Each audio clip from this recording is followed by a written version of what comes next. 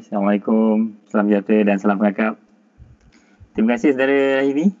Saya sebenarnya, macam saya cakap tadi tu, agak nervous sikit sebab tak pernah buat lagi benda ni.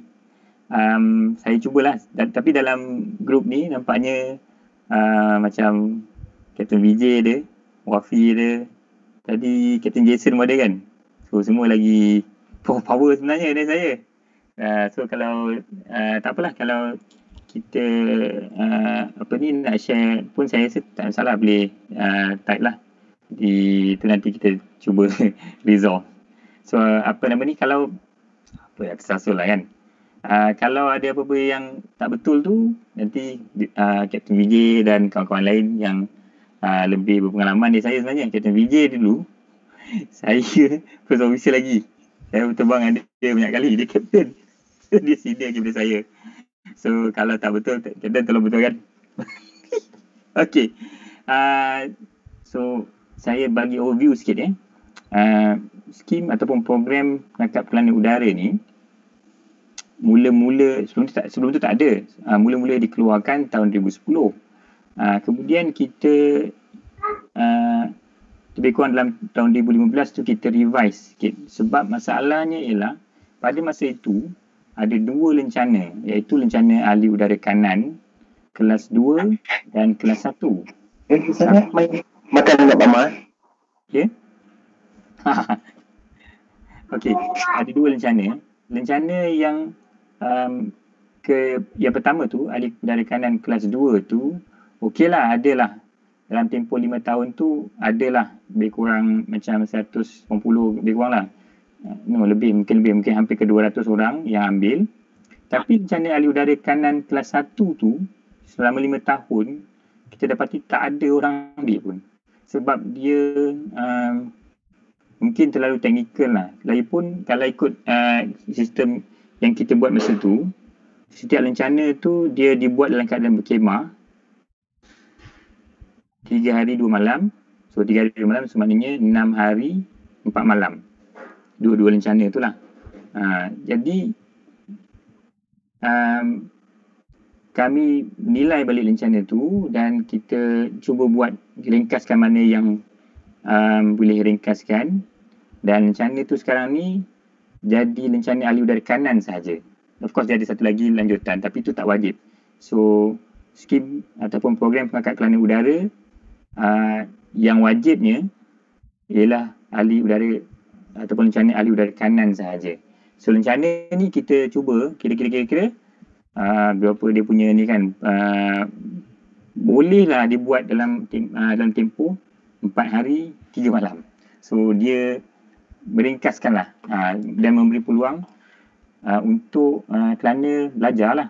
Bukannya kita nak jadikan ahli kelana ni expert, tapi dia satu kata kemahiran yang introductionary lah, satu pengenalan supaya dia ada asas sikit dan selebihnya dia cari. So bermula daripada tahun saya lupa 2018 ni, 2018 kot kita buat lah, 18 atau 17 lah, tak ingat lah. Kita cuba mulakan dengan skim baru tu, kita minta pada bos lah, saya program untuk buat percubaan. So nampaknya boleh lah berjaya setakat ni lah, cuma belum dibukukan. Jadi saya dengan sekretariat sedang berusaha ke arah itulah. Buat masa ni status rencana ni masih lagi peringkat percubaan sebenarnya, tapi ia bolehlah disanakan, tapi tak ada panduan dan tak ada buku yang diterbitkan lagi. Okey, kalau kita start lah dengan mana dia share screen. Saya baru nak start sharing yang betul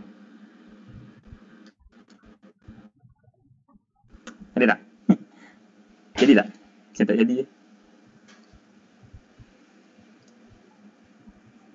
ya Allah, susahnya. Sorry. Dah pergi soalan tu cepatnya kan. Okey. Kita pergi tengok dulu apa yang saya prepare ni. So inilah program pengangkat kelana udara, iaitu lencana ahli udara kanan dan lencana ahli udara kanan di laut. Tapi macam saya katakan tadi, lencana ahli udara kanan di laut ni dia optional. Bergantung pada ni lah. Kalau TLDM tahun tu ada kelapangan, insyaAllah lah kita buat. Okey. Ni dia program keseluruhan, sama je macam kelana biasa. Start dengan latihan squire dulu, kemudian rencana keahlian bagi yang belum pernah jadi pengakap, kemudian vigil dan pelantikan kelana.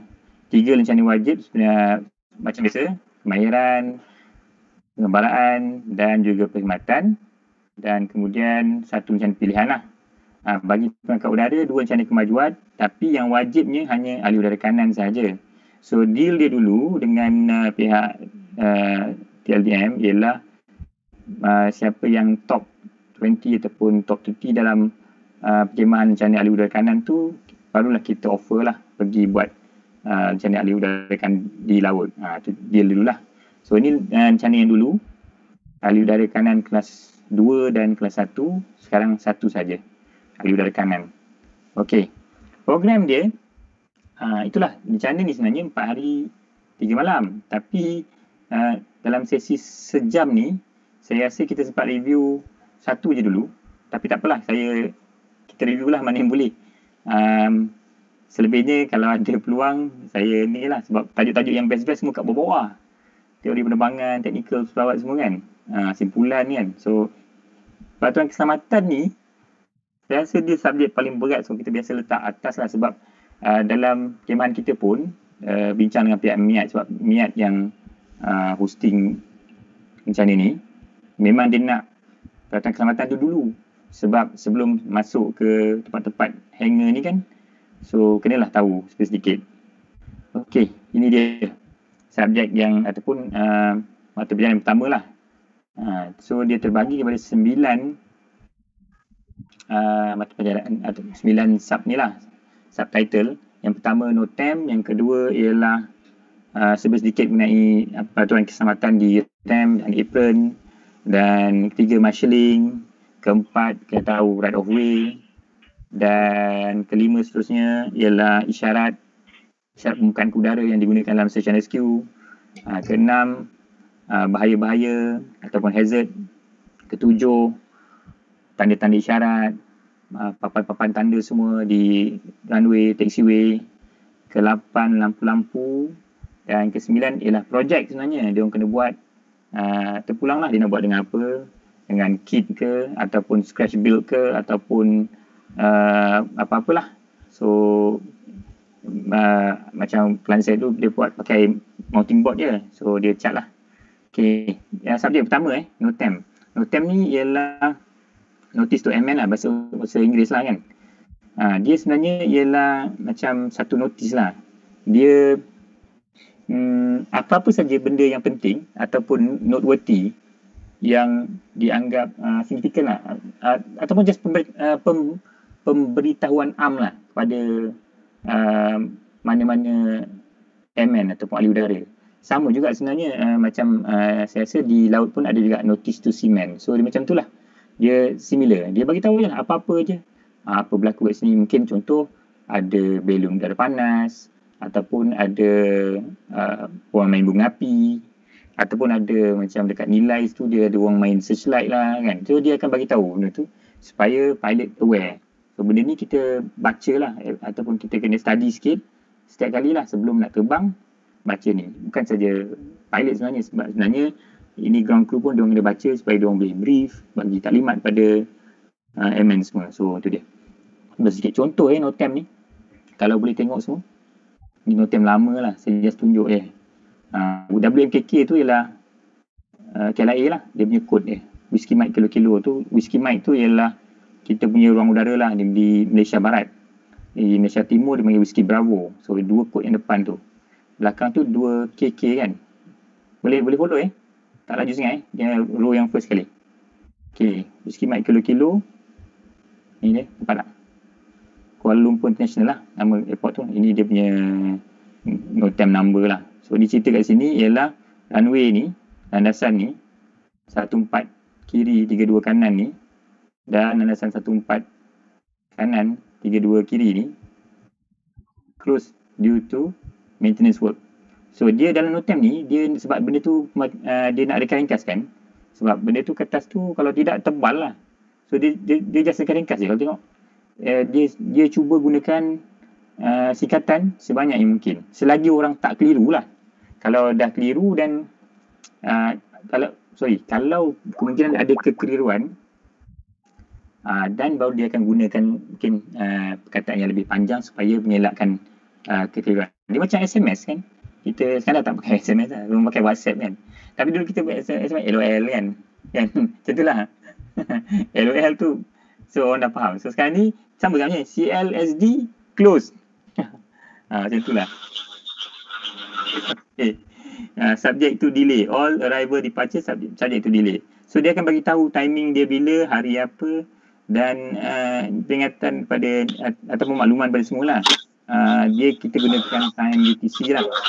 UTC iaitu kalau Malaysia ialah +8 ataupun H hour ataupun UTC +8 lah. Itulah kita punya time zone. So kalau macam ni dia kata sini kan, nampak tak BTN ni between lah. 0400 tu kalau tambah 8 pukul 12 tengah hari lah sebenarnya. 12 tengah hari sampai pukul 1 tengah hari waktu Malaysia. So ini UTC.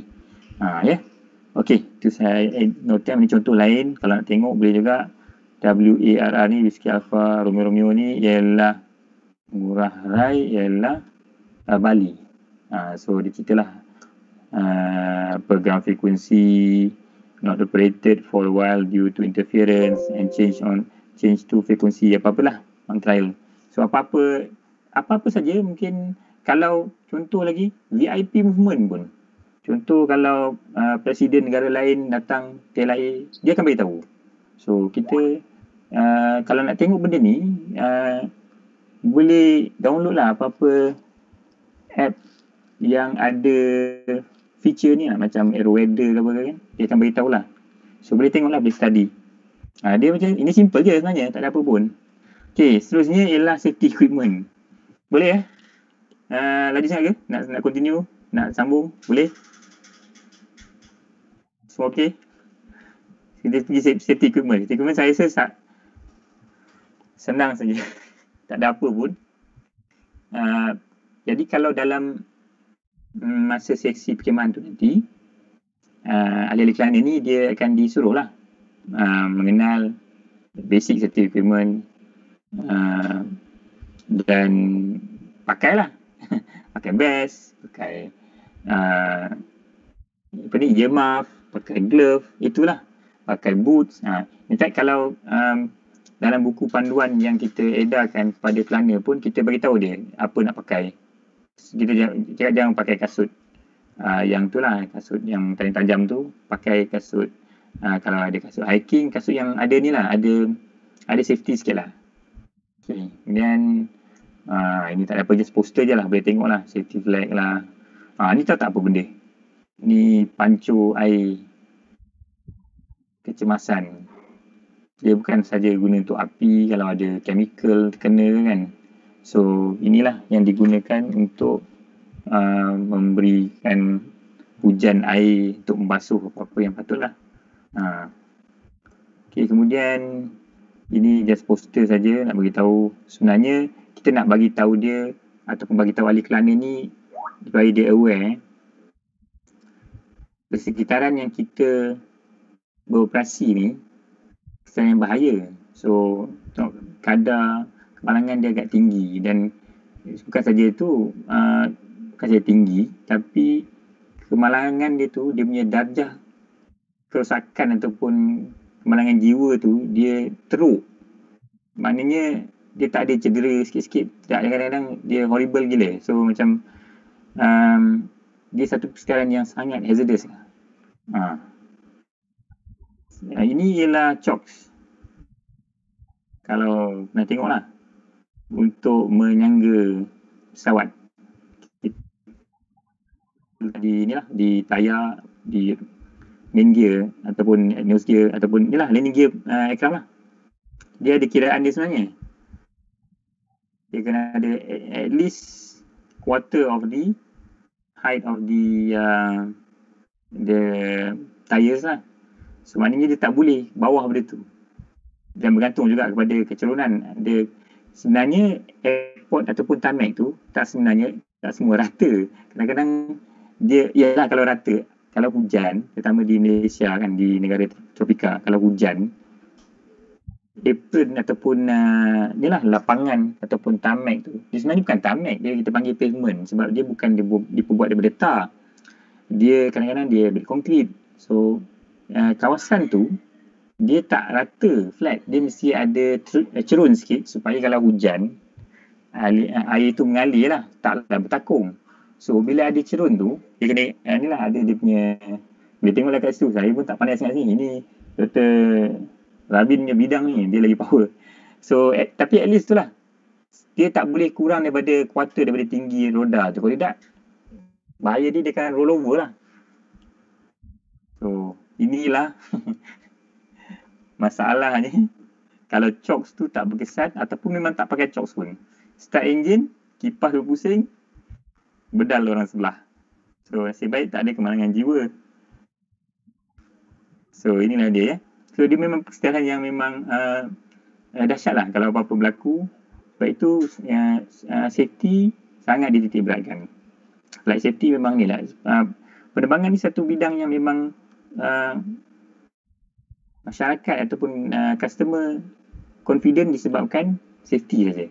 Dan kalau kita tengok, kalau pengangkut udara pun tema dia sebenarnya ialah safety first ataupun utamakan keselamatan. Tapi bukanlah tema tu sebagai orang kata coran kata baru. Tak. Macam coran kata pengangkat muda contohnya kan. Selalu sedia. Tapi kita cuma tambah fokus je. Fokusnya selalu sedia tapi fokus pada keselamatan. Buat sehabis baik, ya betul. Fokus pada keselamatan diri. Diri, orang ramai, masyarakat, peralatan, benda semua dah. Fokus pada keselamatan. Dia cuma terjemahan lah. Mungkin kita orang suka ambil tema macam tu kan. Okey, seterusnya kita pergi kepada marshalling. Marshalling ni, bagi pengangkat udara, dia pada saya lah kan, kira satu benda yang wajib dipelajari juga lah. So kita minta semua orang at least mahir lah. Dia ada kegunaan dia sebenarnya. Contoh masa kita buat dulu di Uni Kemiat, kita bincang ada sekali tu, ada saya ingat penceramah tu daripada pasukan gerakan udara, polis. So memang kita bincang lah, dia kata kalaulah budak pengangkap udara ni ataupun semua pengangkap lah, dia tahu marshalling helikopter. Sebab kadang-kadang helikopter dia buat pendaratan di padang sekolah, di tempat-tempat yang ni lah. Contoh macam kalau banjir di Kelantan ataupun mana-mana lah banjir, so sekolah jadi pusat pemindahan kan. Jadi ada orang tempatan yang boleh tolong marshal, boleh tolong tengok helikopter nak mendarat. So sangatlah membantu, memudahkan kerja-kerja disaster relief tu. So belajarlah marshalling ni, dia memang penting. Even saya rasa pilot pun memang semua tahu. Sebab kita memang kadang-kadang kita pun tolong, dululah flying school kita turun juga, tolong marshalkan untuk member kan. Nak parking sebelah. Okay, so ini standby. Ni, place yourself facing me. So kita angkat tangan macam tu lah, supaya aircraft tu mengalir ke kita. Kemudian start lah, move forward slowly. Macam mana saya rasa kejap saya ni kejap.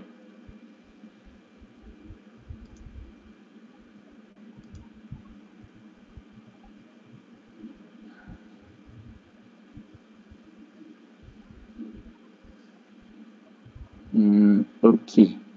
Dia macam itulah dia korang. Mungkin dia tak ada animasi kan, jadi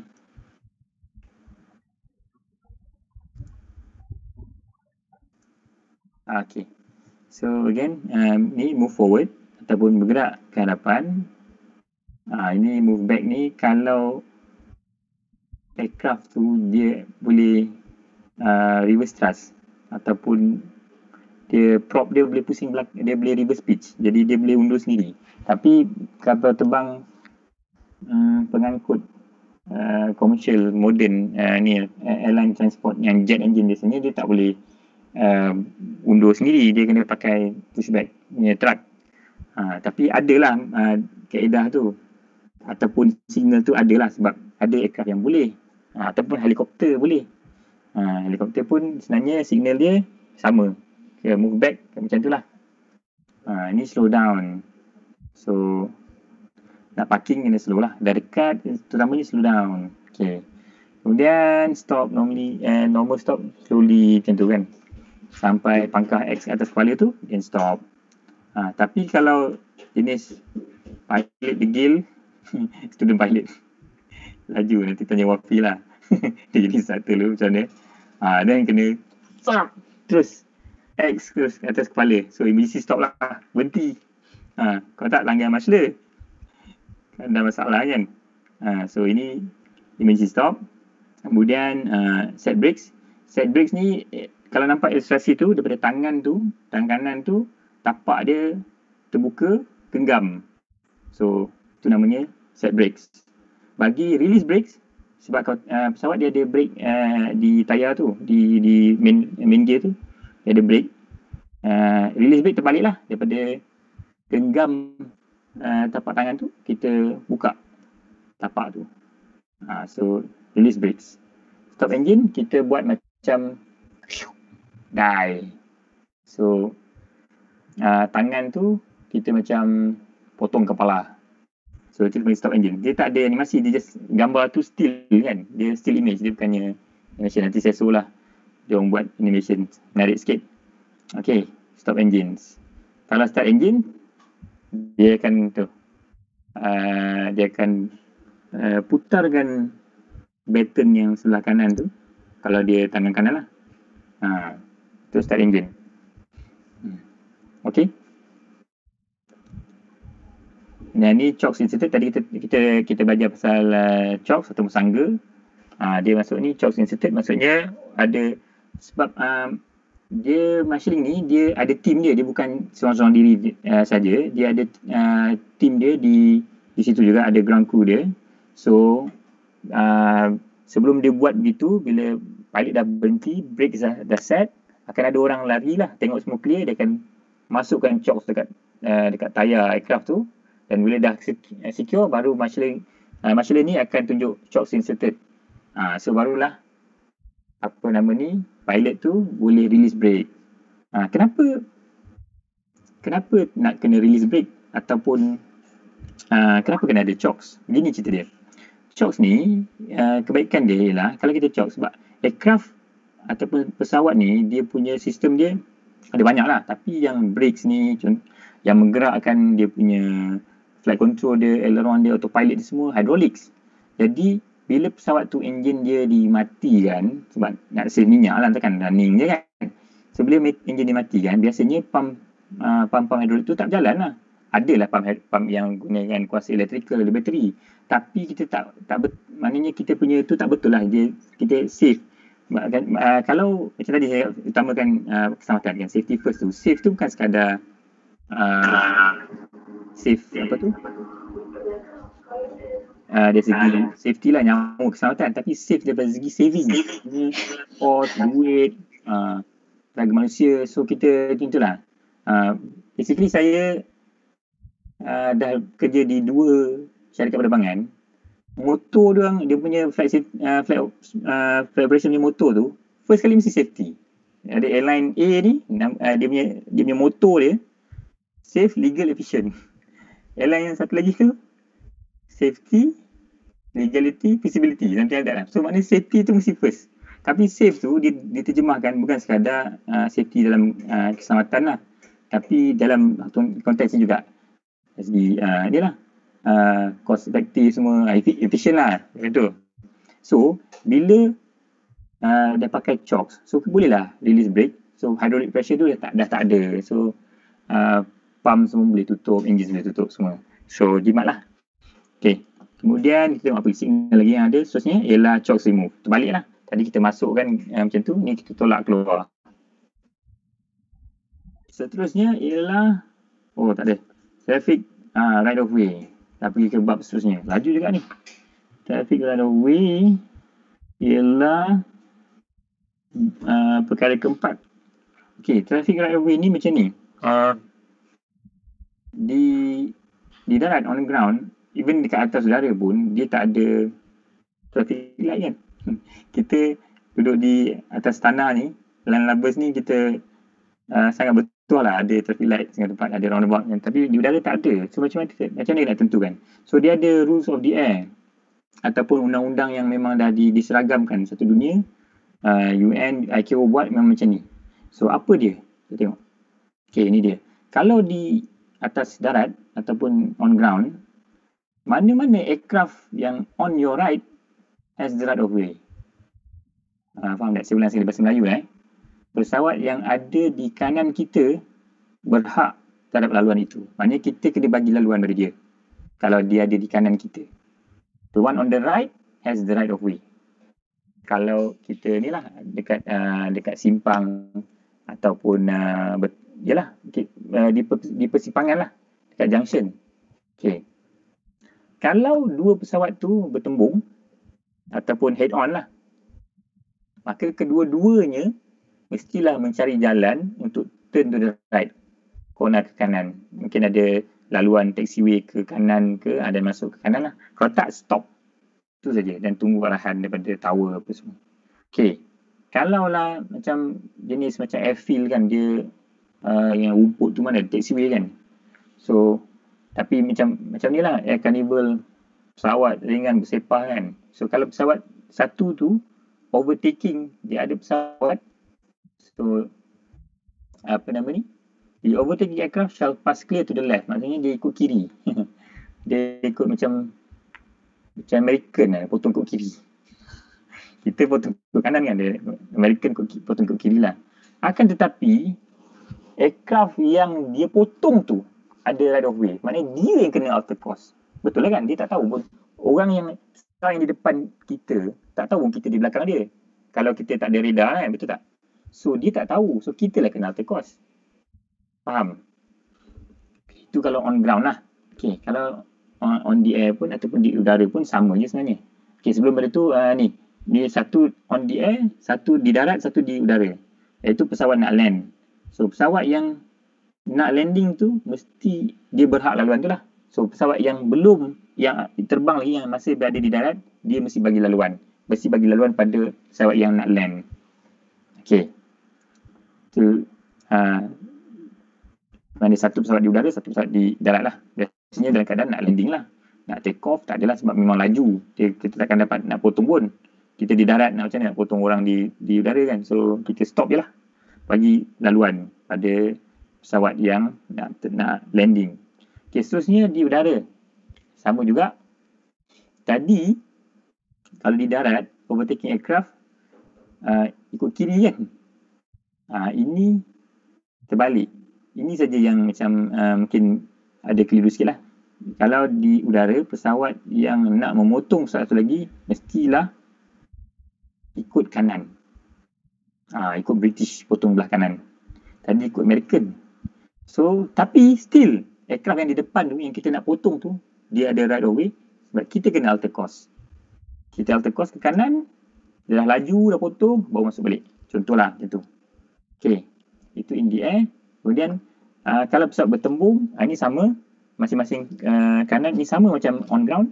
Di udara pun sama. Yang memotong je yang lain sikit tadi. Okay. Okay, secara amnya, pesawat yang lebih lincah mestilah memberi laluan ke pesawat yang kurang lincah. Ataupun pesawat under emergency.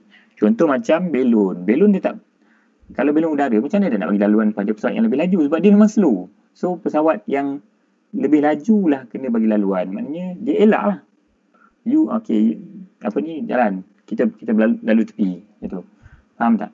Pesawat yang lebih lincah sebab dia lebih maneuverable. Dia lebih senang nak bergerak. So dia kena mengalah bagi pesawat yang kurang lincah jalan dulu. Dan dia potong lah ikut mana kan. So tapi dia tak boleh nak sama-sama, tak boleh. Dia kena bagi laluan dulu. Okey. Itu secara amnya lah. So ada, dia tengok gambar rajah tu daripada atas ke bawah. Itu dah priority dia daripada atas sampai ke bawah. Okey. So glider kat tengah-tengah lah. Glider pun bukannya ada kuasa, dia bukan ada power. So tapi still dia lebih laju daripada kapal udara. So dia kena bagi laluan pada kapal udara. Okay, betul tak? Sorry. My mistake. kapal udara kena bagi laluan kat glider. Sebab kapal udara ada power. Dia satu mesin udara yang ada enjin. Glider tak ada. So, nampaknya gitulah. Okay. Alright. Seterusnya ialah isyarat permukaan ke udara. Isyarat permukaan ke udara ni, dia yang ini ialah yang syarat yang lebih elaborate ataupun lebih dia yang ada kalau tuan-tuan dan perempuan semua beli kemah kadang-kadang dia ada syarat tu kan, itu yang simplified ni tau. So ini yang slightly more advanced lah, yang digunakan juga oleh orang yang yalah station rescue tu. So tapi ini macam kami crew pun kita belajar ni, tapi kita tak belajar semua pun, kita belajar sikit je, maybe 5 syarat, paling banyak 6 macam tu lah. Tapi ini yang lagi kita advance lah. Tapi kalau belajar ni best lah, menarik sebab dia memang yalah, kalau belajar baik dia belajar lagi banyak kan. Okey, ini dia syarat-syarat dia. Okey, dia kebanyakannya dia terdiri pada huruf ataupun anak panah ataupun apa-apa sahaja bentuk yang lurus. Faham tak? So kita takkan dapat syarat kecemasan ni dalam bentuk S ke O ke U ke, tak ada. Sebab dia direka begini, syarat-syarat ni, supaya kita boleh buat dengan benda-benda yang biasanya lurus lah. Geometrical ni dia straight. Contoh macam kapal, contoh kan kalau kapal na'udzubillah lah, tapi kalau kapal terbang crash kan, sayap patah. So sayap semua macam lurus, bentuk-bentuk dia kan. Dia straight lah. So kalau besi aluminium dalam pesawat tu kan berkilat kan, kita balik kan, buat bentuk V, bentuk X, bentuk L, bentuk N, bentuk Y. So bentuk huruf-huruf yang ada ataupun ada side yang straight, dia takkan dapat huruf O ke ataupun C ke, tak ada. D ke pun tak ada. So huruf-huruf yang digunakan untuk syarat ni mesti huruf yang straight. Kalau ada sudut tak apalah, tapi dia mesti straight. Dan benda ni dibuat sebesar mungkin. Of dalam gambar rajah ni, dia warna dia merah ataupun something yang reflect lah, fluorescent. Tapi tak semestinya begitu. Kalau dalam survival, buatlah dengan apa pun, dengan batang pokok ke kan. Batang pokok kalau dia punya kulit kayu tu gelap, kikis lah, bagi dia nampak dia punya dalam dalam dia punya timber tu yang cerah tu, bagi nampak bentuk ataupun huruf yang cuba dibuat tu.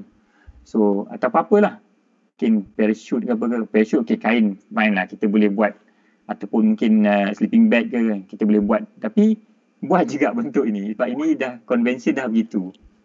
Okay, so huruf dia V request assistance, X request medical assistance. Request assistance maksudnya bantuan lah, nak selamatkan kami, tapi tak adalah medical emergency, tak adalah orang cedera ataupun cedera parah, kematian ke benda kan, ataupun penyakit kronik ke, tak ada. So V. Kalau X ni senang je nak ingat, X ni dia macam tanda Red Cross. So X tu ialah medical. Okay. F, food and water, maknanya makan. Saya lapar, saya mau makan, buat F. Dia boleh buat kalau dia apa yang paling urgent pada masa tu. Of course nak buat semua huruf daripada A ataupun apa-apa ni huruf ni nak buat semua tak cukup lah kan. Tapi buat apa yang perlu lah. Kalau ada medical emergency kan X dulu kan. Of course bantuan lain pun akan sampai. Kalau pasukan penyelamat menemukan kita, so bantuan lain pun akan sampai. Tapi buat mana yang urgent dululah. Okay. Kemudian seterusnya, apa lagi? W ialah request, repairs or engineer.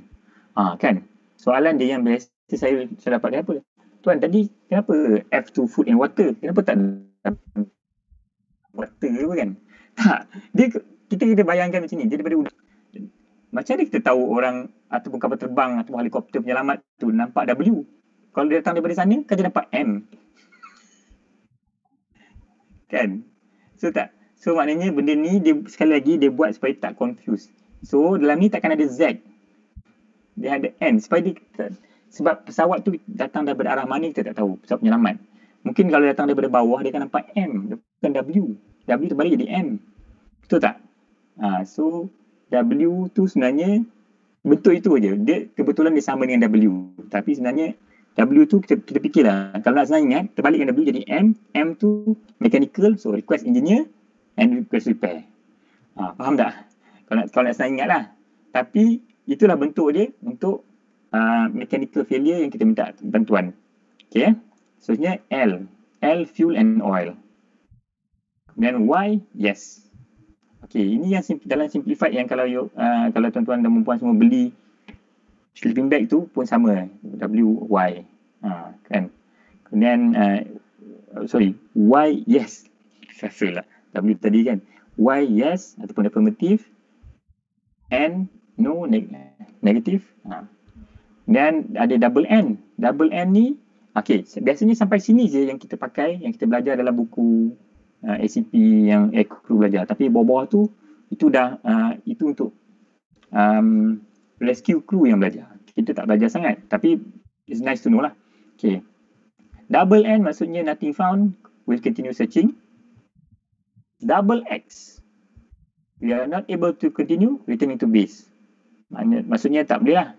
Tak jumpa apa-apa, kita balik lah. Tak boleh, ataupun tak boleh nak lintas mungkin gaung ke apa ke, kena pasukan penyelamat kena balik. Okay, kemudian ada ni, ini dipanggil apa, dumbbell. Macam dumbbell lah. So macam H gitu, cross. Ataupun dua cross yang tadi, dua cross double X tu kan. Ni double X yang horizontal. We have found only some personnel. Adalah jumpa. Kemudian arrow menunjukkan kita ikut sini. Okay. Double L maksudnya dah jumpa tapi belum dapat dikeluarkan lah. Tengah nak tunggulah kan. Okay, kemudian okay. Double L dengan bar dah jumpa semua dah. Mangsa-mangsa. Cuma tunggu nak keluarkan je lah. Triple L, operation complete. Kenapa ada, kita ingat benda ni dia orang buat lama dah tau. So mungkin masa dulu radio belum ada, jadi signal ni je lah. Mungkin operasi tu dah tamat tapi pasukan bantuan yang di belakang tak tahu lagi apa nama ni, mungkin tim yang tu dah balik pun. So buatlah LLL, triple L. Maksudnya mission accomplished ataupun operation completed. So itu dia punya boleh berikan contoh bagaimana isyarat Y dan N digunakan. Kat sini tak adalah, tapi macam itulah, dia buat dengan apa-apa benda yang boleh didapati masa itulah. Buat di tanah lapang, sekurang-kurangnya tinggi huruf tu ataupun signal tu 2 meter kali 2 meter sekurang-kurangnya di kawasan yang lapang, dan kalau boleh menggunakan bahan-bahan yang berwarna cerah ataupun reflektif. So itu cara dia lah. Lagi besar lagi bagus. Y dan N ni, okay. Okay, saya faham soalan tu.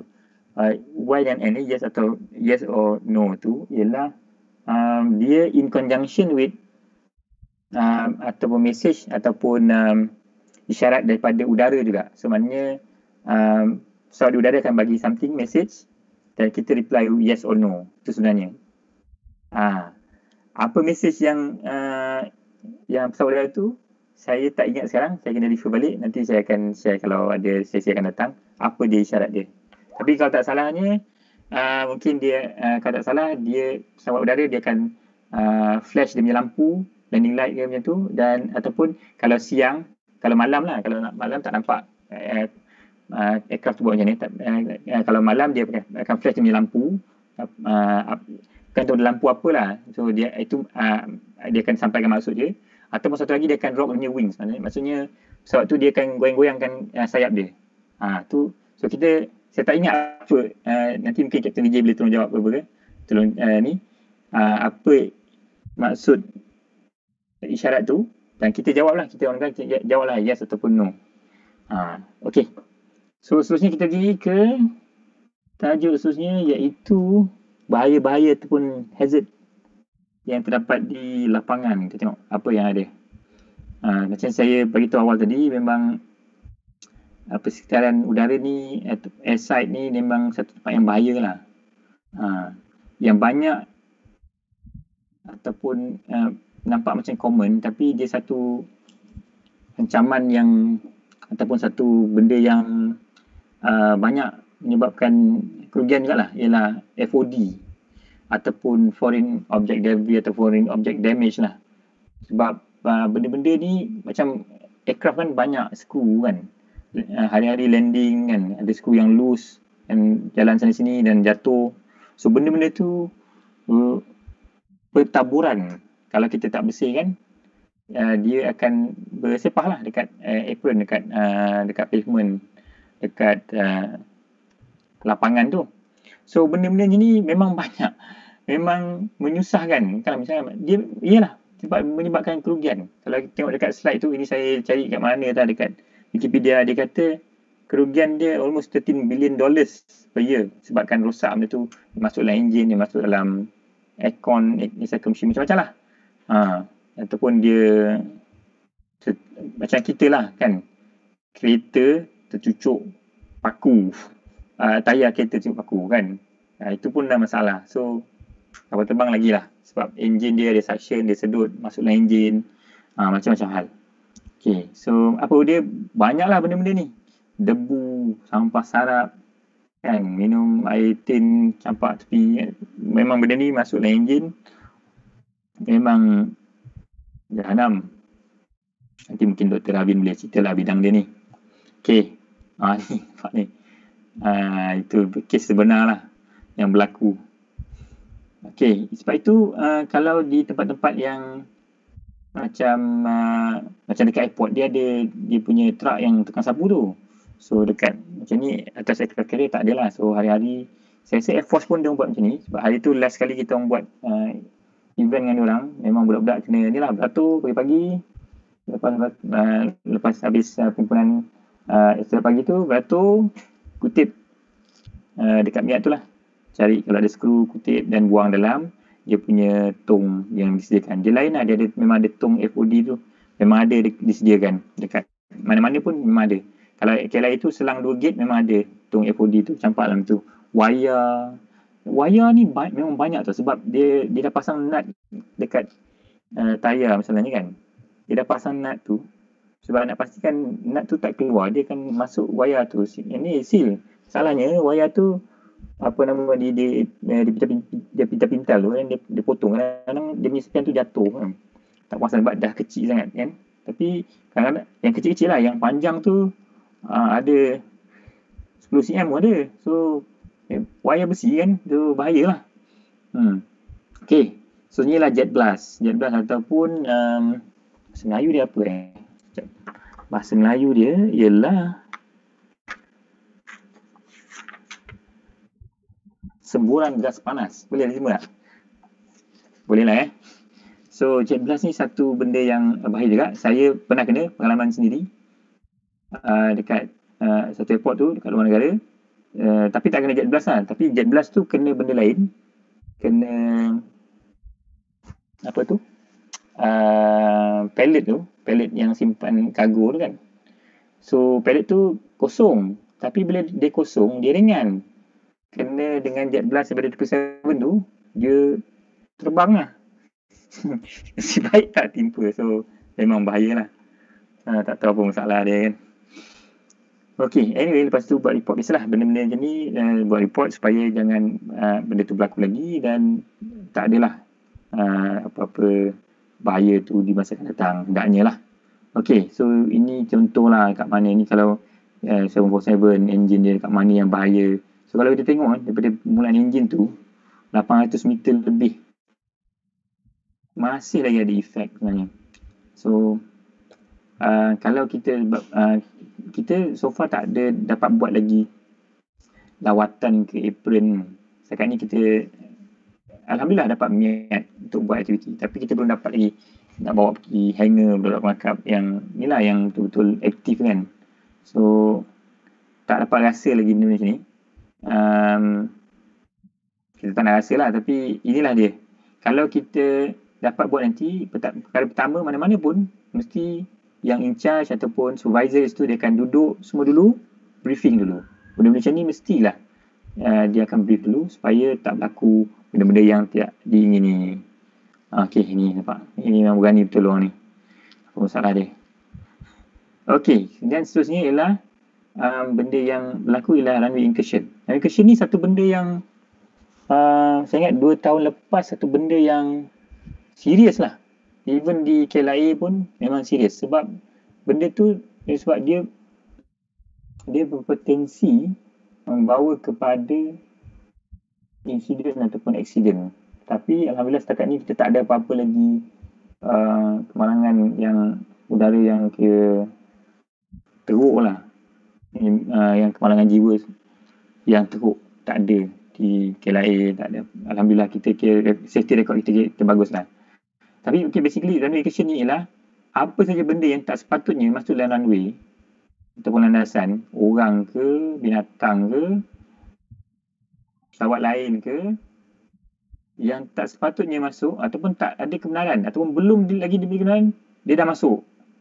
Walaupun sejengkal, itu runway incursion itu. So benda ni sangat-sangat dipandang serius, boleh kena grounded 3 bulan, boleh 6 bulan, silap-silap lesen kena tarik. Sangat-sangat serius. Okey. Itu je sedikit. Okey. Dan bahaya lain, api lah, sebab kita terlibat dengan enjin, walaupun enjin pembakaran dalam kan, tapi jet engine tu memang ni lah. Dan di apron ataupun di airport banyak dia bawah. Sebenarnya kalau kita pavement tu, ni sebenarnya airport yang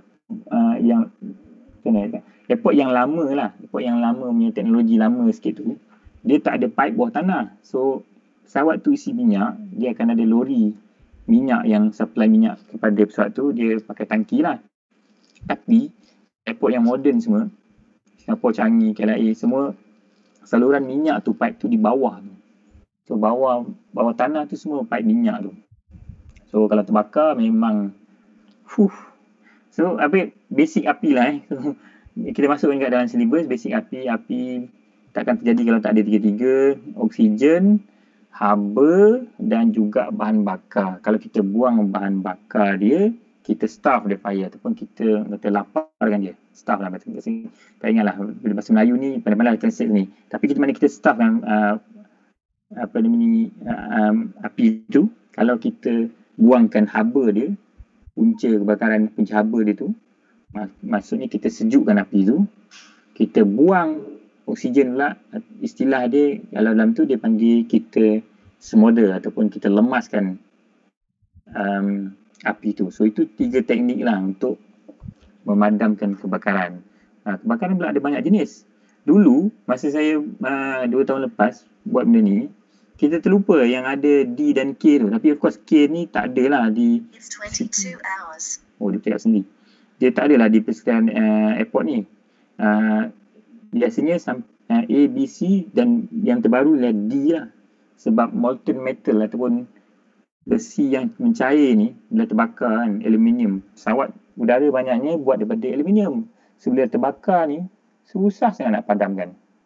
So yang biasa tengok A, B, C lah. A, B, C ialah solid, B ialah liquid, C electrical. So kita ada macam yang 3 ni bukanlah kita dah biasa agak familiar lah. Dan mana-mana pun khusus mesti akan cover 3 ni. Yang D ni kita baru tambah je dalam syllabus ni. Sebab feedback daripada MIAT juga, dia orang suruh tambah. Ni tambah, okay, kita tambah. So dia belajar lah. Okay. Ini ialah jenis-jenis fire extinguisher yang digunakan untuk memadamkan inilah kelas-kelas api ni. Tengok A, B, C semua ada kat sini lah. Yang terbaik sebenarnya ialah itulah powder tu. Bromofluorodeclo apa benda lah. Bom BCF lah basically kan. Nak sebut BCF tu, itu yang terbaik lah. Tapi kat sini tak ada yang kelas D tu, iaitu molten metal ni. So tak ada kat sini. So apa sebenarnya nak padamkan? Itu pihak bomba airport ada. yang terbaik ialah serbuk garam. Jadi diorang ada extinguisher diorang macam tu lah, macam serbuk itulah sodium ataupun natrium klorida tu. Itu yang dia gunakan untuk padamkan benda tu. Sebab air tak boleh, air akan bertindak balas dengan logam tu dan dia akan memarakkan lagi api tu. Itu juga dengan dengan jenis-jenis pemadam api yang lain tak berapa sesuai. Okey. Ni kalau nak kita nak belajar lagi, kita pergi buat lawatan dekat bomba airport tu ataupun EFRS ni. Okey, seterusnya ialah tanda isyarat yang terdapat di lapangan. Tanda-tanda, papan tanda semualah. Kita akan belajar sedikit. Okey, ini ialah tanda-tanda yang kalau kita, bila kita nampak ni, bila kita duduk di dalam pesawat, dalam aircraft, duduk di window seat. Sementara kapten tu tengah taksi ataupun tengah berjalan atas darat tu, tengok ada siapa yang biasanya untung siapa yang duduk di aisle sebelah kiri, sebab kapten duduk sebelah kiri, sebab tanda-tanda ni kebanyakan ni di sebelah kapten kebanyakannya lah. Ni saya beritahu ni, kalau nak naik aircraft, kalau dapat pilih window seat sebelah kiri on the port side. Tapi ada juga kadang-kadang ada juga yang sebelah starboard side ataupun sebelah kanan. Tapi pilihlah window seat kalau nak tengok. Kalau siapa-siapa yang enthusiastic pasal ni, tengok. Okey, apa maksud dia A dan B ni? A tu, A ataupun B ataupun apa-apalah, ialah nama laluan tu, nama jalan tu, nama taxiway tu. Tapi apa beza yang huruf kuning background hitam dengan huruf hitam background kuning? Bezanya ialah yang huruf hitam background kuning tu ialah dia tunjukkan di mana benda tu. Yang background hitam tu tapi tulisan kuning ialah you are there. Maksudnya kalau A ni maksudnya you are on A, you are on taxiway Alpha. Kita panggil Alpha Bravo lah, semua Alpha Bravo Charlie Delta semua. So kalau A yang kuning ni menunjukkan anda sedang berada di situ. You are on that taxiway. You are moving along that taxiway. Yang huruf hitam background kuning ni menunjukkan direction. Okay, kalau you are on Alpha, where to take the turn to Bravo, dia tunjukkan anak panah kat situ. Itu taxiway. Warna dia kuning, hitam, hitam, kuning. Okay. Kemudian yang huruf merah tu, yang papan tanda merah, huruf putih tu, apa saja merah ni, ini semua runway. So runway 33 lah maksudnya. Runway 33, okay, yang ini ialah runway 15, runway 33. Okay, biasanya yang kalau dia 33 aja, maksudnya runway tu dah di hujung. Kalau 1533 ni di tengah-tengah. Okey, saya nak faham. Kalau macam mana nak buat ni? Nanti kalau kita boleh buat pameran nanti, saya akan tunjukkan lah apa benda sebenarnya ni. Tapi masa sekarang, ingat saja yang kuning, hitam, hitam, kuning tu untuk taxiway. Yang merah, putih tu untuk runway. Okey, nanti kita kalau tak familiar apa runway, apa taxiway, nanti tengok next slide. Next slide akan kita tunjukkan lagi. Okay, so itu dia. Dan ini dia holding point. Ini ialah papan tanda dia. Ini papan tanda dia. Ini upper dia on ground. Macam tu. Ini saya nak cerita apa dia Cat 2, Cat 1 ni nanti, tapi rasanya nantilah. Sebab benda tu agak dalam sikit. Mungkin boleh tanya Wafi lah apa ni. Apa benda tu. Kenapa ada Cat 2, Cat 3 ni. Dan holding point ada beza tak? Of course ada beza. Tapi saya takkan dapat tunjukkan dalam masa yang singkat ni benda ni. Dia nak cerita susah, dia kena tunjuk. Ini kat sini. Macam tu. Kenapa ada yang atas tu, holding point yang atas tu, dia ada dua line atas, dua line bawah. Tapi dua line yang atas tu terputus-putus. Dua line yang bawah tu macam double line dekat jalan. Kenapa? So dia sebenarnya dia bagi tahu kat mana nak berhenti. Nak berhenti belah sini ke nak berhenti belah sana. So dia kena tunjuk. Tapi hari ni saya just bagi overview je holding point yang itu. Tapi holding point Cat 2, Cat 3 yang di bawah tu. Apa beza dia? Sebab ada ILS lah, Instrument Landing System. Ada standard masing-masing lah. Ada yang perlukan separation yang macam ni, ada yang tidak perlukan sangat separation. So ada 2-3 standard lah. Cat 1, Cat 2 gitu. Ataupun Cat 3 lah. Okey. Ini dah masuk. Ni tunjukkan apron lah. So yang kuning tu, kuning hitam maknanya jalan. Dia bukan runway lah. Dia jalan ataupun taxiway di darat untuk pesawat tu berjalan. Kalau yang merah putih, dia untuk runway. Ini no entry. Okey. Seterusnya, ni dia. Kalau tengok nampak tak runway ni yang di atas ni kan? Runway biasanya warna dia lebih gelap daripada taxiway. Kalau macam saya kata ni apron, seluruhan apron. Apron ni biasanya diperbuat daripada konkrit lah. Biasanya lah. Tapi kadang-kadang orang panggil tarmac, dia bukan tar sebenarnya. Okey. Dan runway lebih gelap lah sebab dia bitumen lah kan. Okey. Tapi warna dia tu, runway dia ialah, kalau kita bayangkan, dia satu box tau, satu kotak yang panjang lah. So dia box runway tu ialah kotak, segala yang di dalam kotak putih tu. Tengok ni kan putih kan, dia punya ni sempadan dia putih, itulah runway. Yang mana tempat yang digunakan oleh pesawat untuk berlepas. Yang putih tu, ini terputus-putus lah, sebabnya dia dah sambung, tapi lukisan ni saya rasa dia simplified. Sebenarnya dia, the whole thing is kotak putih. Ini pun kotak putih. Cuma dia boleh overlap lah, yang kuning tu termasuk sikit dalam putih. Tapi runway tu, definition runway dia ialah segala yang di dalam kotak putih tu. Yang di luar ni, yang kuning ni, di luar daripada kotak putih ni, itu bukan runway, tapi dia ialah sama ada dia stopway ataupun blast pad kita panggil kan. Dia bukan runway. Yang ini ialah sebahagian runway sebab dia dalam kotak putih, cuma ini dia ditolak ke depan, threshold ataupun permulaan runway tu ditolak ke depan, tapi dia sebahagian daripada kotak putih ni, cuma kat sini tak sambung kotak putih kan. Okey, yang kuning ni bukan, dia blast pad ataupun kalau kita take off dari sini ialah stopway. So dia tidak digunakan untuk berlepas. Okey, yang putih saja, segala yang dalam putih itulah yang digunakan untuk berlepas. Okey, sorry. Yang taxiway pula kuning.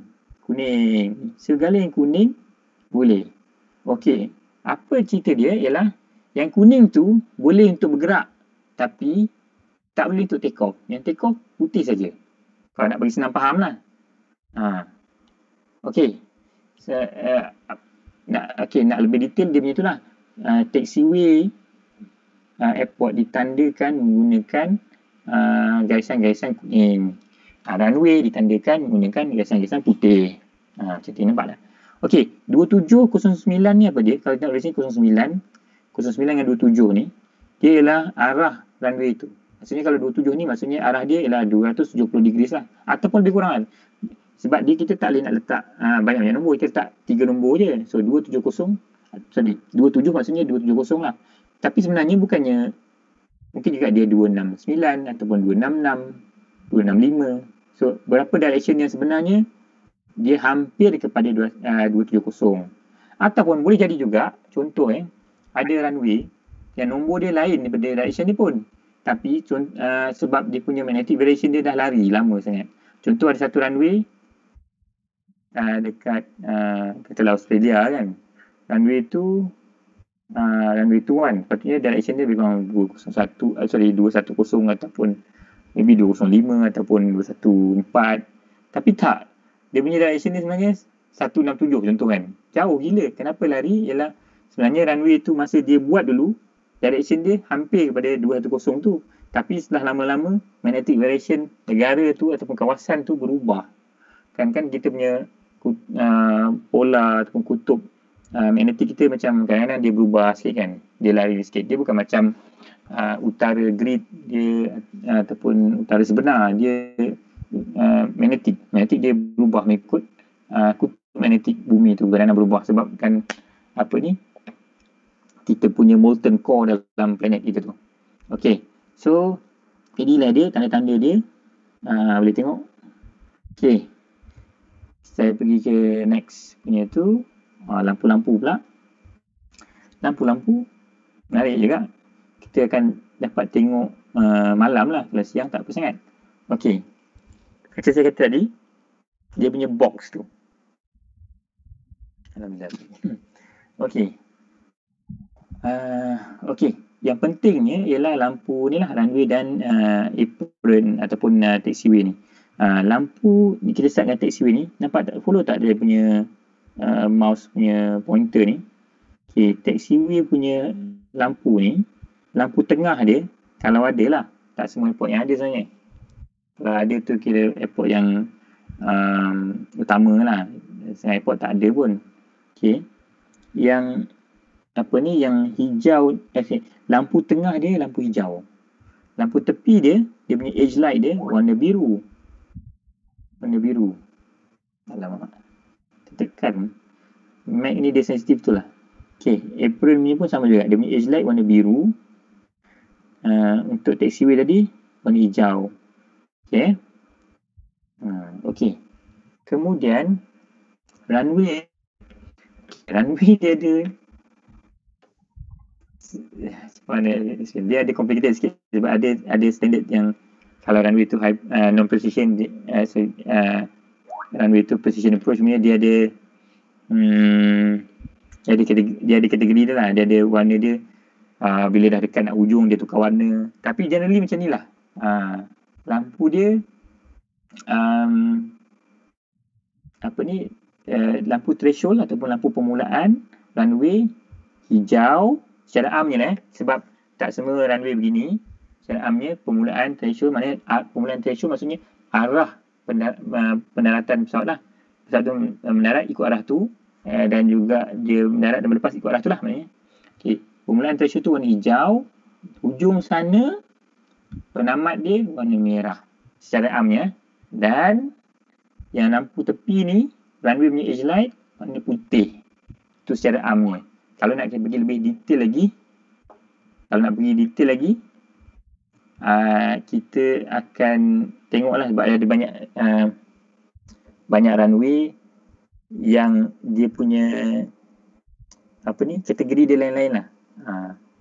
Even yang runway lampu-lampu yang ada pun, dia sebenarnya dia ada banyak set tau. Kalau dia macam contoh macam jarak penglihatan menurun yang teruk kan, so dia boleh pasang lebih banyak lampu. Kalau jarak penglihatan tu bagus, dia boleh kurangkan lampu tu, so maknanya dia boleh downgrade dia punya approach kategori itulah. Macam lampu tu pun dia ikut macam tu lah, so dia boleh on berbanyak lampu ataupun dia boleh kurangkan. So macam mana lampu ni pun sama juga, kena tunjuk sebenarnya. So kalau ada masa nanti kami cuba buat satu model airport yang ada lampu, kita letak kat ibu pejabat, kita boleh tengok ramai-ramai macam mana. Okey, seterusnya ada apa lagi? Tak ada apa sebenarnya. Saya punya tu last sekali dalam tajuk pertama peraturan keselamatan ni ataupun safety awareness ialah pengangkat pelana dan sasul minum air jap. Pengangkat pelana udara tu dia kena buat projek lah, projek model lapangan udara berskala lah, ikutlah. Biasanya skala yang popular ni kalau orang dia enthusiast kolektor ni, dia tahulah skala yang biasanya lah 1/400 ataupun 1/500 lah, mana-mana lah dia. Okay, contoh lah. Okey, tak ada apa dah. Soalan silakan. Saya pergi ni kan. Sejam juga ya. Banyaknya.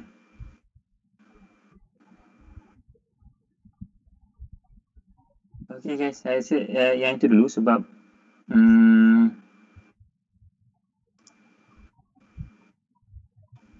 apa ni, sebab banyak lagi kita tadi ada berapa tajuk, 8 macam tu. So saya rasa ni pun dah pukul 10 suku. Kita buka soalan lah. Yang kalau ada masa, next kita pergi tajuk lain pula, teori penerbangan ke, Wafi boleh present. Okey, ada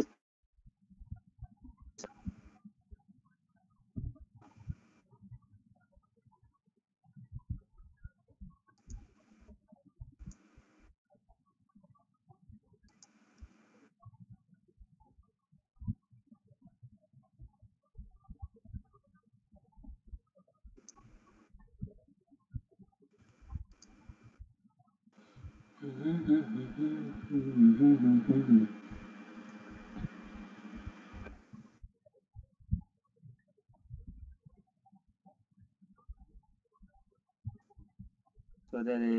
Rahimi.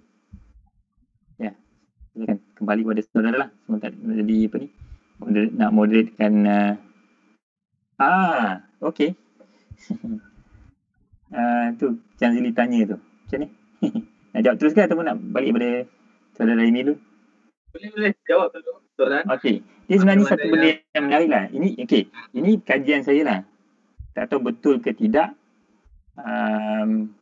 Kenapa pilot aircraft duduk di sebelah kiri dan kenapa pilot helikopter duduk sebelah kanan.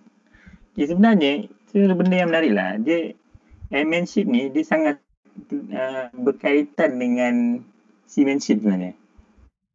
Kenapa macam tu Sebab kita bayangkan aircraft carrier tau di laut ni kan.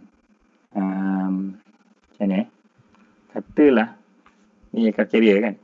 So macam mana pattern ataupun pattern lah kalau memang bahasa ni ialah holding pattern ataupun flight pattern bagi aircraft yang dengan in relation with the aircraft carrier tu. Kalau kita tengok dia akan terbang sini dan dia di sini balik sini macam tu kan. Betul tak? Macam kalau katalah ini aircraft carrier, aircraft tu akan berlepas, turn to the left, turn left, masuk ni downwind, turn left, base and then land. Macam tu kan. Jadi sebabkan left pattern tu kan, kalau nak land atas carrier sebenarnya elok sebenarnya pilot tu ataupun captain tu duduk sebelah kiri. Sebab dia nak tengok. Kalau dia duduk sebelah kiri, dia nampak dia boleh, kalau dia visual flying, dia boleh dia boleh maintain dia punya visual tu dengan kapal itu. Tu kalau kapal terbang lah. Dan benda tu, of course, benda semua mula daripada military. Sebab tak ramai civilian yang ada aircraft. So, lama-lama dia berkembang lah kan. Tu kalau kapal terbang. Helikopter pula, kenapa pilot duduk sebelah kanan? So, sama juga. Helikopter approach kapal macam ni. Dia duduk sini kan. So, sebab itu pilot dia duduk sebelah kanan pula. Sebab dia punya pattern tu, dia akan approach dari sini dan dia akan land. Sebab itu, yang paling baik ialah pilot helikopter duduk sebelah kanan sebab dia boleh masuk macam tu, land atas kapal. Tapi pilot kapal terbang duduk sebelah kiri sebab pattern dia di sebelah kiri. Kenapa pattern sebelah kiri? Ialah sebab island ataupun bridge aircraft carrier tu duduk sebelah kanan. Kalau dia ikut pattern kanan, bahaya dan dia dilanggar apa nama ni? Bridge aircraft carrier tu. So, harap-harap dapat menjawab soalan lah. Tapi ini bukannya ni. Ini saya punya kajian lah sebab saya duk baca blog-blog benda-benda tak tahu betul ke tak kan. So, mungkin boleh tengok dalam Wikipedia kalau ada. Ataupun kalau Captain BJ nak bagi feedback ke apa ke.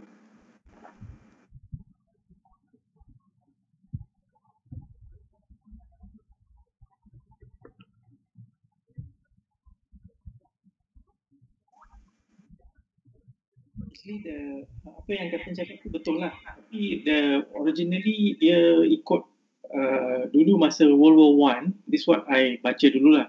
World War I, dia pakai rotary engine.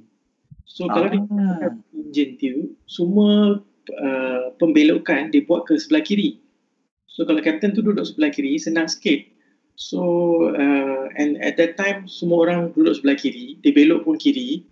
And then they come up with the rules of air, semua sebelah kiri, proton pun sebelah kiri. So they just follow it lah. I see. So now with the modern aircraft, tak kisah. You can sit right or left. Sebab tu kita ada right hand seat pilot juga kan. Betul. Yeah. Captain pun boleh duduk right. Boleh duduk right seat juga, betul. Asasnya datang dari World War I lah. Because of the engine punya torque Okay. Thank you very much Okay. Harapnya dapat menjawab soalan tu lah.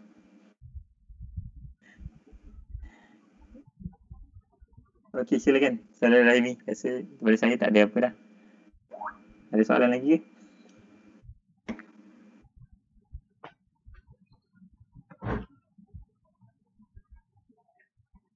Kita open lah. Ada sesiapa ada nak Boleh. ya, siapa Boleh, ada perkongsian ke ataupun ada soalan ke yang tak, orang kata apa, dia tak reti nak type macam mana.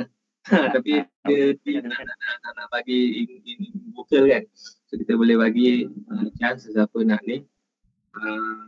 Jadi satu perkongsian yang baik juga tadi.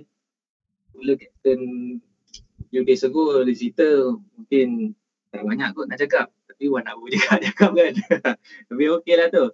At least ada benda something yang boleh familiar. So memang apa ni, bukan senang. Bukan senang untuk dapat perkongsian ni. Okay. Macam tadi macam apa tu yang message ground to air tu kan. Dah lebih kurang macam yelah, kalau kita nak familiarize dengan dia lebih kurang macam isyarat sulit menangkap. Pun ada juga kan. Cuma dalam bigger scale lah. Kan betul tak? Dalam bigger scale. Yang macam apa tu tadi yang tu yang damages yang boleh occur on the runway kan. Apa tu macam ada sepihan-sepihan tu kan semua kan. Dia sama juga macam kalau kita jalan ke highway kan. Because saya selalu ride pakai motor. So usually shoulders tu memang ada banyak sampah kan. So banyak sampah, ada dawai lah, apa semua paku, screwdriver, screws lah mostly kan pun juga on. Even on our own road pun biasa pun ada juga. Ada juga masalah-masalah macam tu juga. So dia, I think benda ni common juga lah. Because saya kerja dengan company logistik. Saya pernah buat dulu transport kan company untuk satu company ni. Satu syarikat penerbangan ni. Tapi dia base dekat Subang airport. So kami selalu ambil dia punya tires, aircraft and tires untuk retread balik dekat Singapore. So selalunya bila kita dapat masuk kan, kadang condition of the tires, kadang apa semua tu kan, kita boleh tengok jugalah. So benda-benda tu kadang kita bertanya juga dengan technician dia apa semua kan. So ada jugalah info-info mungkin sebab ni. So good, at least dengan apa Captain terangkan, benda tu kata apa, menambahkan lagi lah apa yang saya tahulah. Tapi good share juga, ada banyak juga betul-betul banyak technical ni Pak. Macam lampu-lampu tu pun saya pun tak langka, banyak juga lampu dia. Okay, lampu-lampu color dia apa semua kan, everyone ada dia punya own punya function apa semua.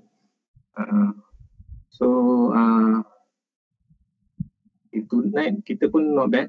Tonight kita ada lebih kurang 20 orang juga ada masuk, okay, join dengan kita. So tengok, ada lagi ada siapa ada soalan tak? Ada apa nak tambahan ke apa ke? Apa lagi ni? Kita tengok.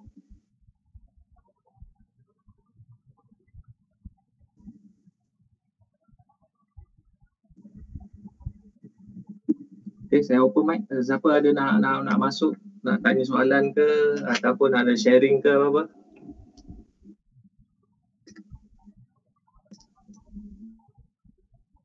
Okay. Hari ni pun memang kita start awal pukul 9. Selalu biasanya kalau saya buat pukul 10. Tapi hari ni kita start awal kadang-kadang. So kita dapat selesai, kalau boleh kita nak selesaikan awal lah. Okay. So Captain, ada you nak add in anything ke apa ke, nak tambah ke apa-apa? Cepat tambahan ke apa ke?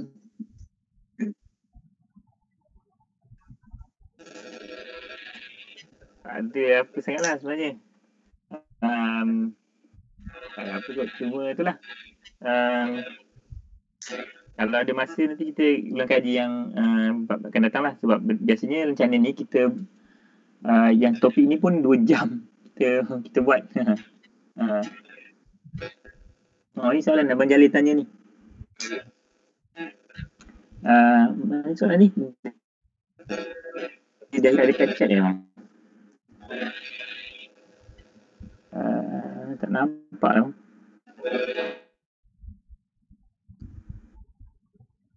Ni dia. Salam Captain, maaf tanya tentang skim udara, perlukah mendapat pengesahan dari pihak DC atau TDM je? Tak perlu sebenarnya. Tapi dia pada saya kita begini, skim yang ada sekarang, skim yang baru, yang ni lah, yang tengah ni, belum publish lagi ni kan, tak perlu nak minta pengesahan, tapi pada saya dia satu nilai tambah lah. Sebab apa yang iktirafkan skim tu bagus. So kalau kita nak kita nak confirm benda tu bagus, kita tengoklah dekat orang ataupun dia punya, orang kata dia punya pakar dalam bidang tu. So dalam penerbangan awam, of course DCA ataupun sekarang ni CAAM, Civil Aviation Authority of Malaysia, dan dalam bidang military, of course TDM lah. So kita pergi kepada dua agensi ni supaya satu, bagus dari segi collaboration, partnership misalnya kan, dan kita nak buat aktiviti. Kenapa kita awal-awal lah kita pergi dengan diorang ialah supaya kita boleh tunjuk kat diorang apa kita nak buat. Tentu kita buat macam ni. So akan datang, diorang akan tanya, ataupun kita sendiri yang akan isi, pihak tuan boleh bantu tak kita nak buat macam ni? Kita, ini boleh. So itu satu cara lah saya rasa kan, untuk menarik kerjasama. Dan bila ada pengesahan ni, kita tak perlu kita dah tak perlu terfikir teragu-ragu lah. Memang kita buat ni standard lah. Tidaklah orang kata bukan maksud saya benda tu perlu, tidak. Tapi kalau tak ada pun kita boleh jalan. Tapi bila ada ni, dia satu nilai tambah lah. Sebab kata penasihat kita dululah, arwah Colonel Abdullah, memang bahasa dia kata, kalau ada benda ni, dia satu nilai tambah, menyebabkan orang confident kan. Sebab kalau kita buat, kata ngakap ni satu, walaupun pangkat udara ni dah lama lah, tahun 52, tapi kita pengakap, tapi kita sendiri bukan satu organisasi yang menguasai ataupun yang belum terbang lagi pun kita. Jadi kita mengharapkan kepakaran daripada agensi lain yang mungkin boleh beri sedikit bimbingan, nasihat, tengok mana yang betul, mana yang boleh tambah baik. Jadi bila kita pergi pada diorang refer, diorang boleh bagi feedback. Dan mana yang ni kita tambah baik. So itu sebenarnya yang kita cuba buat sekarang lah. Sekarang ni kita tengah bagi pihak diorang review lah. Itulah ni. Seterusnya boleh saya pergi terus kepada soalan seterusnya ke? Dia ni Chanzili tanya, kita nak clarify sikit, barrier pangkat udara semua sekarang ada tukar biru tua sebab kita dapat info rasmi hanya by word of mouth. Gini masalahnya. Masalahnya ialah kita di sekiranya tidak berkuasa mengeluarkan berkeliling. Kita hanya boleh beri, ni saya rasa lah, ni bidang kuasa kami lah, hanya boleh beri recommendation. So kalau benda tu nak tunggu rasmi, kita kena tunggulah jawatan kuasa uniform. Cumanya saya bagi nasihat lah, cakap mulut lah, sebab benda tu memang keputusan tu dah dibuat tahun berapa 2015 ke 2016 macam tu lah. So keputusan tu dah dibuat sebab beberapa input. Yang pertama, barrier biru muda sukar didapati. Itu cerita dia. Yang kedua, barrier biru muda banyak standard warna. Itu yang kedua. Yang ketiga ialah ada pihak yang tidak senang kita pakai barrier muda sebab dia sama dengan unit khas. So itu bila kita nak bekerjasama dengan pasukan lain, dia tidak, orang kata tidak menimbulkan satu atmosfera ataupun keadaan yang nilai. Kenapa? Macam tu kan. Sebab bagi setengah-setengah pihak, barrier warna tertentu ni satu privilege pada diorang. Jadi kita kena respect benda tu kalau kita nak bersama dengan diorang. Kemudian barrier biru gelap ni ialah satu barrier yang semua unit pakai. Dia neutral. St. John pun, bukan St. John, PBSM pun pakai. So dia tidak ada apa-apa kontroversi, lebih mudah. Yang kelima ialah barrier biru gelap sebabkan semua unit pakai, dia mudah didapati dan harganya biasanya lebih murah daripada barrier yang lain. Kita boleh dapat stok dengan mudah. Kemudian kalau tak salah saya, masa mesyuarat tu memang kita decide lah sebab nak memudahkan, apa nama ni, supaya ada macam keseragaman lah. So pengakap, so yang tinggal uniform je, mungkin colour lain. So itu sajalah apa nama ni yang membezakan. So kalau tengok bahagian latihan pun dah mula pakai biru gelap. Of course pengangkat laut lagi lama, so kita pun follow biru gelap, senang. So semua unit syarat tu saya tak boleh ni lah sebab ada detail yang banyak, tapi lebih kurang macam tu lah. So kalau kita nak seragamkan, mungkin kita still nak ada certain benda yang kita bersama. So biru gelap tu lah yang masa tu dicadangkan supaya semua unit pakai. So itu cerita dia. Kemudian yang seterusnya ialah peak cap sedia juga pakai chain stick emas atau bunga padi. Bunga padi sebenarnya, chain stick emas kita tak pakai. Sebab mana chain stick emas? Memang ada lah, boleh beli, tapi you kena mismatch kan dia tau. Sebab chain stick emas ni daripada top, kita biasanya gini, masalah uniform pengakap ni, biasanya kita ambil uniform surplus. Sebab kita tengah membina kekuatan untuk buat uniform kita sendiri kan. So ada benda yang tak ada, kadang-kadang kita pinjam. Kesalah, kadang-kadang orang pimpin kita pakai seluar PDRM contoh kan, ataupun seluar apa unit yang dia boleh dapat kan, sebab nak bagi uniform tu cantik. Tapi kita belum lagi mencapai 100% independence uniform tu. So apa yang kita buat ialah, topi tu, kalau cap tu kan, kita beli topi Air Force, tapi topi Air Force chain stay dia warna hitam. So kita pergi cabut chain stay tu, boleh ambil yang navy punya chain stay, hubung kat situ. Kan tak kena kan. So senang macam inilah. Nak pinjam orang punya, kita jangan alter sangat. So lagipun macam balik pada tadi tu, kita tak nak menimbulkan sensitivity tau. Kalau kita pakai topi yang over decorated, saya gini, konsep saya buat uniform ni senang gini. Less is more sebenarnya. Kita tak perlu macam orang kata over decorated lah. So bunga padi tu dah okey lah.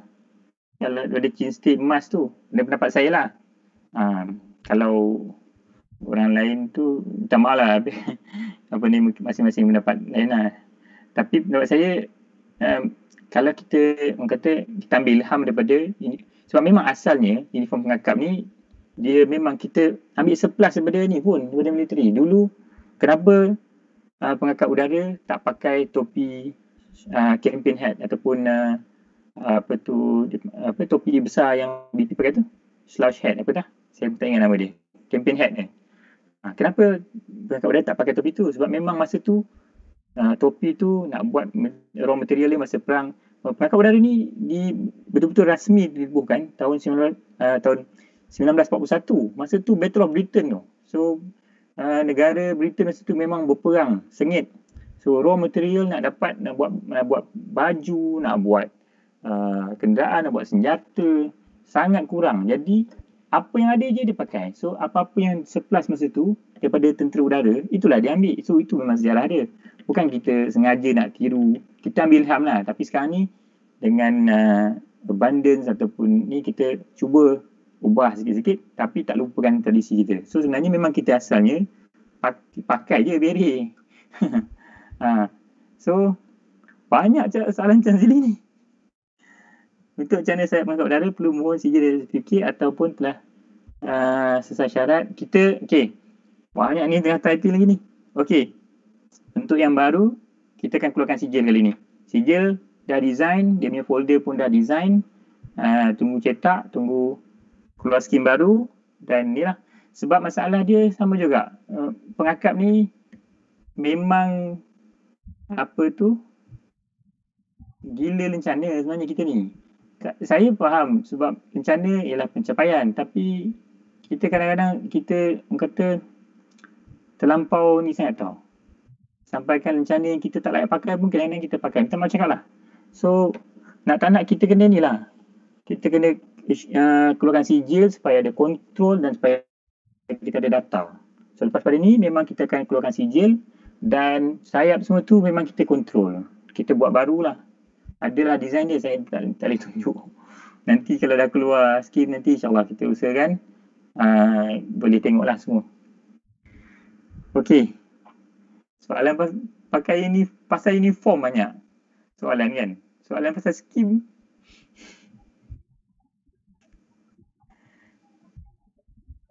Mana-mana saya pergi pun macam ni. Dia orang akan tanya kalau khusus pemimpin kan. Soalan kalau 10 tu 6 pasal uniform. Pemimpin dia memang dia uniform memang penting. Memang bukanlah tak penting, memang penting lah.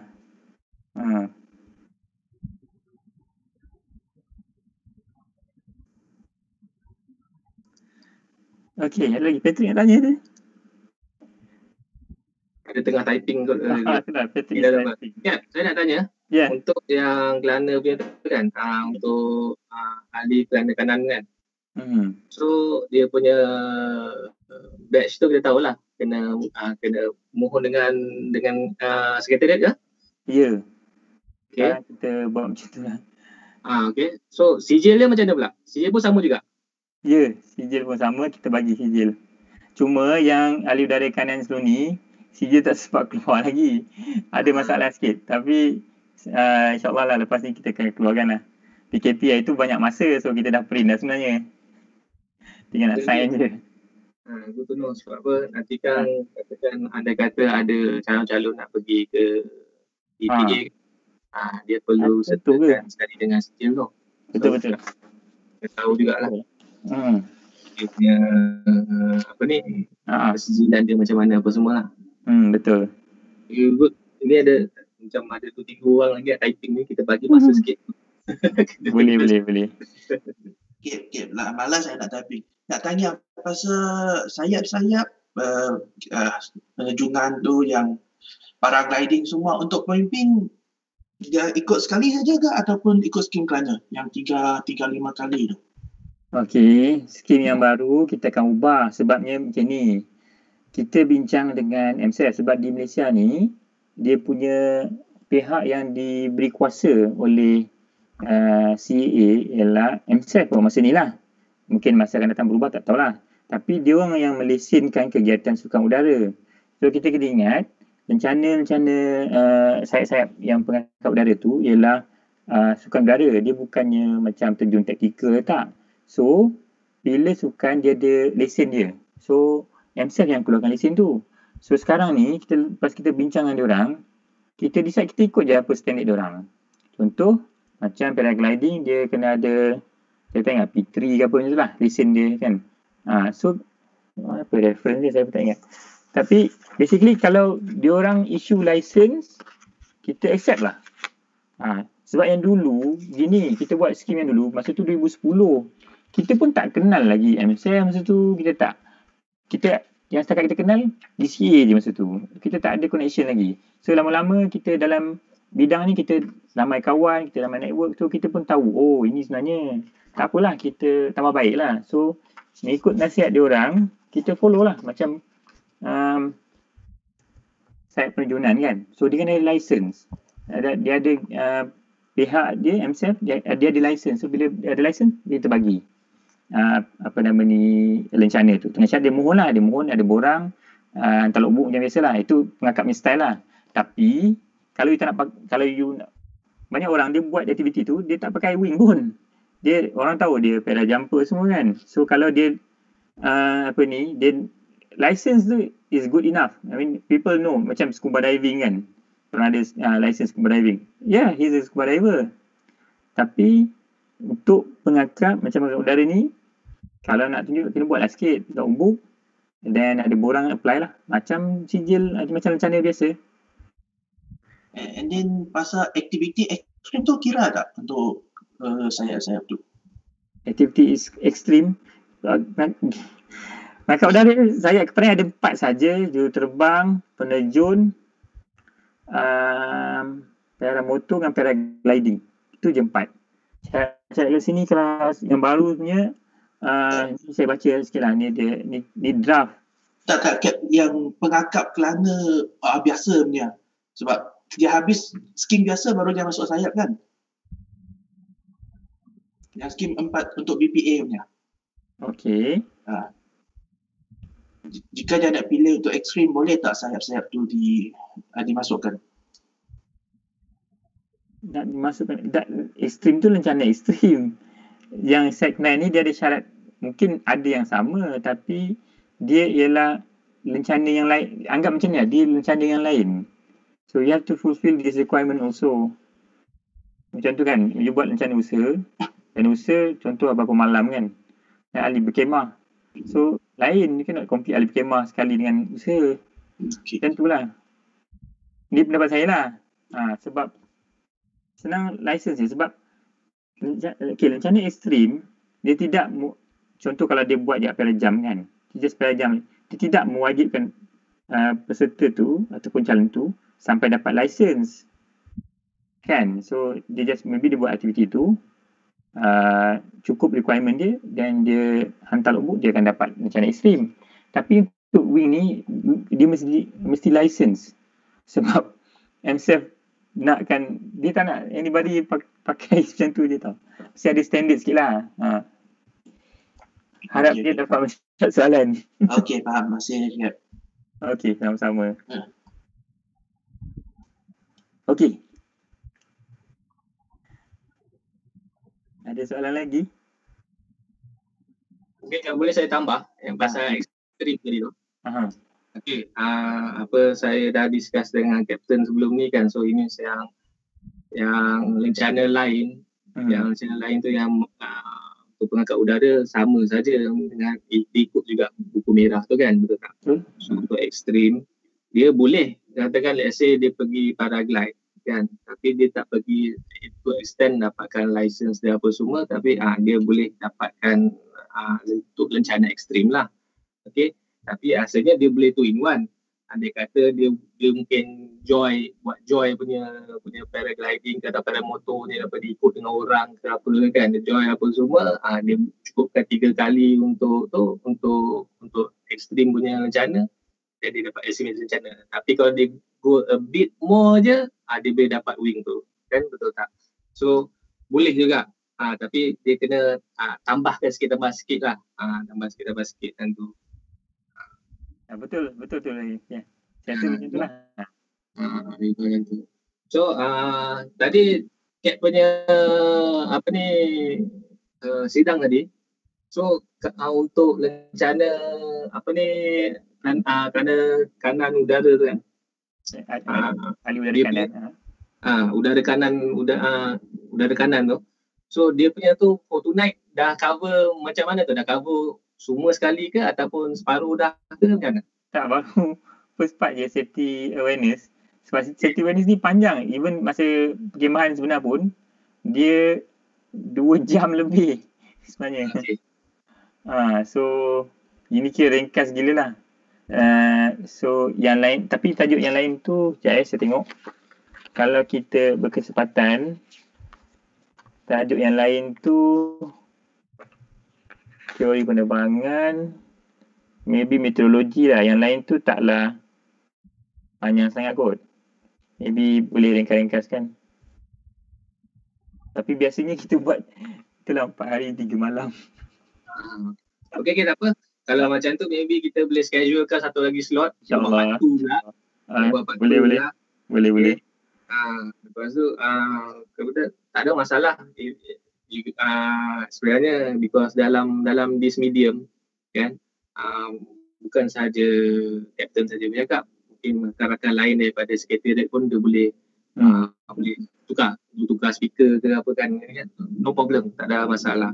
So maybe kita boleh arrange balik satu lagi masa untuk slot part 2. Okay, part 2 untuk kerana udara.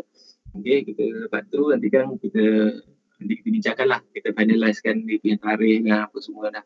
Okay, rasanya cukup lah kot. Okay, dah cukup lah kot. Sejam lebih, sejam setengah dah kita di udara sekarang ni. Okay, sekarang ni 10.45. Alright. Okay, boleh kalau Kapten boleh bagi satu closing punya speech ke apa?